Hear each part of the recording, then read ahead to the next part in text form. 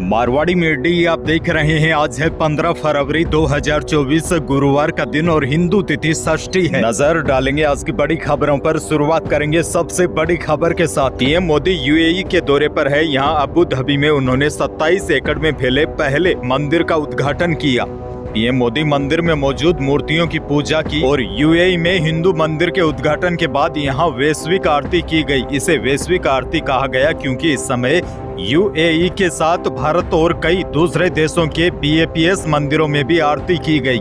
PM Modi ने कहा, यह मंदिर दुनिया के लिए मिसाल है। इसमें सबसे बड़ा योगदान मेरे भाई शेख जावेद का है। आपको बता दूं, इस मंदिर निर्माण में 700 करोड़ रुपए खर्च हुए हैं। मोदी 13 जनवरी को अबू धाबी पहुंचे थे। यहां उन्होंने राष्ट्रपति जायद अल नहान से मुलाकात की। इस दौरान दोनों नेताओं की बैठक भी हुई।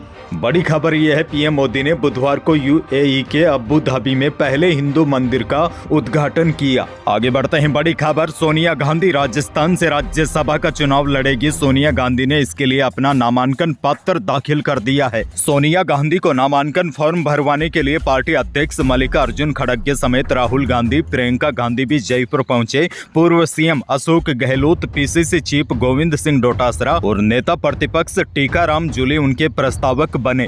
यानी कि सोनिया गांधी अब लोकसभा चुनाव नहीं लड़ेगी। उन्होंने राज्यसभा के जरिए संसद पहुंचने का फैसला किया है। बड़ी खबर यह है, सोनिया गांधी राजस्थान से चुनकर राज्यसभा पहुंचने वाली है। आगे बढ़ते हैं। बड़ी खबर, राजस्थान के सबसे बड़े हॉस्पिटल सवाई मान सिंह अस्पताल में सफाई व्यवस्था को बेहतर करने के लिए नया प्रयोग शुरू किया है। इसके लिए प्रशासन ने हर बिल्डिंग में अलग अलग जगहों, वार्डों और गलियारों में QR कोड चिपकाए हैं। इन QR कोड को मोबाइल से स्कैन करके कोई भी व्यक्ति या मरीज या उनके परिजन सफाई से संबंधित अपनी शिकायत आसानी से दर्ज करवा सकेंगे। दरअसल आपको बता दूं, कुछ दिनों पहले राजस्थान के मुख्यमंत्री भजनलाल शर्मा जब अचानक SMS अस्पताल पहुंचे तो वहां की सफाई व्यवस्था देखकर नाराज हो गए। अब SMS हॉस्पिटल में सफाई व्यवस्था पर मॉनिटरिंग के लिए QR कोड की सुविधा शुरू की है। आगे बढ़ेंगे। बड़ी खबर, राजस्थान में स्कूलों में सूर्य नमस्कार मामले में राजस्थान हाईकोर्ट ने सुनवाई की। हाईकोर्ट ने याचिका को खारिज कर दिया है।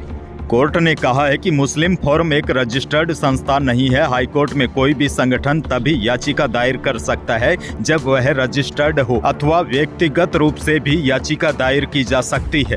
दरअसल याचिकाओं में कहा गया था कि राज्य सरकार का स्कूलों में सूर्य नमस्कार कराने का निर्णय गैर संवैधानिक है। दरअसल आपको बता दूं, राजस्थान में आज 15 फरवरी को सूर्य सप्तमी के अवसर पर सभी स्कूलों में सूर्य नमस्कार कराया जाएगा। राज्य सरकार के निर्देश पर हो रहे इस सूर्य नमस्कार को लेकर सूबे में राजनीतिक संग्राम छिड़ा हुआ है। राजस्थान की भजनलाल सरकार ने प्रदेश के सभी स्कूलों में सूर्य नमस्कार लागू कर दिया है। सरकार की ओर से इसको लेकर आदेश भी जारी किए गए हैं। आदेश के अनुसार प्रदेश के सभी स्कूलों में 15 फरवरी यानी कि आज से इसे लागू करना होगा। आगे बढ़ेंगे। बड़ी खबर, राजस्थान की उप मुख्यमंत्री दिया कुमारी ने कहा है कि प्रधानमंत्री नरेंद्र मोदी के नेतृत्व और विजन से तैयार नई शिक्षा नीति देश के उज्जवल भविष्य निर्माण में सार्थक साबित होगी। उन्होंने कहा, इस प्रकार राजस्थान सरकार भी बालिका शिक्षा और उनके कल्याण के लिए नई योजनाएं लागू करने जा रही है।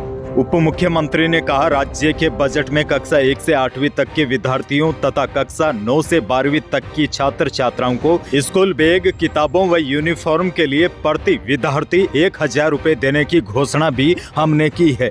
वहीं दिया कुमारी ने कहा कि हमारी सरकार आने वाले दिनों में 5 लाख गौपालक परिवारों को कर्ज देगी। हर गौपालक को 1 लाख रुपए तक का कर्ज मिलेगा, वह भी बिना ब्याज का। और उन्होंने कहा कि अगले साल 4 करोड़ पौधे वितरित करने का लक्ष्य हमारी सरकार का है। दिया कुमारी ने कहा है कि 50,000 किसानों को तारबंदी की सुविधा भी मिलेगी। उन्होंने कहा कि बहुत जल्द इन योजनाओं को हमारी सरकार अब धरातल पर उतारने जा रही है। बहरहाल आगे बढ़ते हैं। एक और बड़ी खबर, RPSC ने बुधवार को माध्यमिक शिक्षा विभाग ने पुस्तकालय अध्यक्ष ग्रेड द्वितीय के 300 पदों पर भर्ती का विज्ञापन जारी किया है।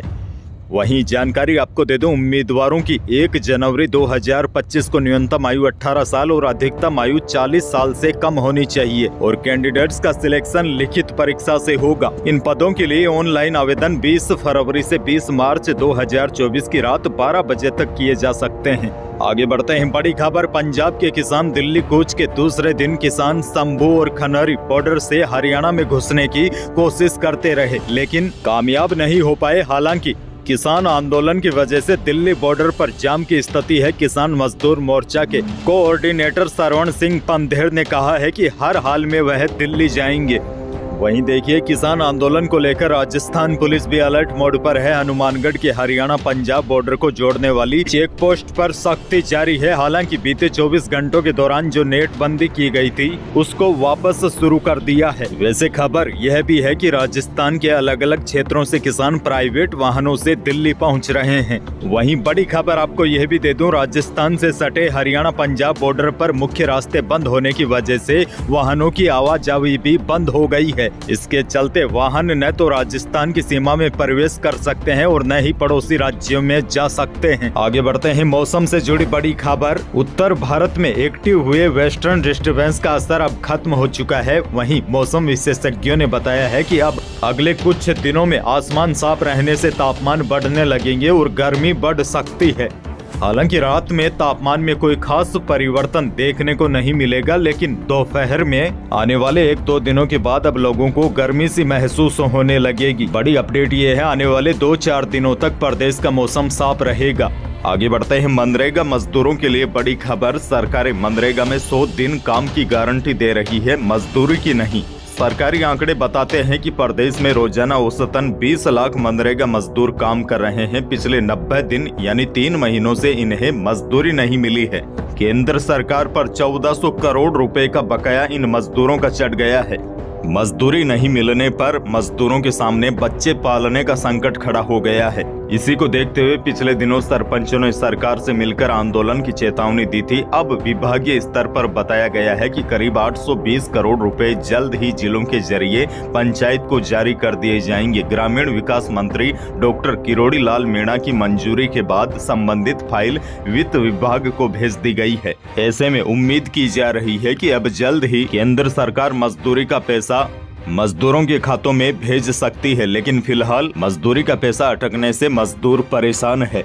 आगे बढ़ेंगे, एक और बड़ी खबर। इस साल अमेरिका में होने वाले T20 वर्ल्ड कप में टीम इंडिया की कमान रोहित शर्मा के हाथों में होगी।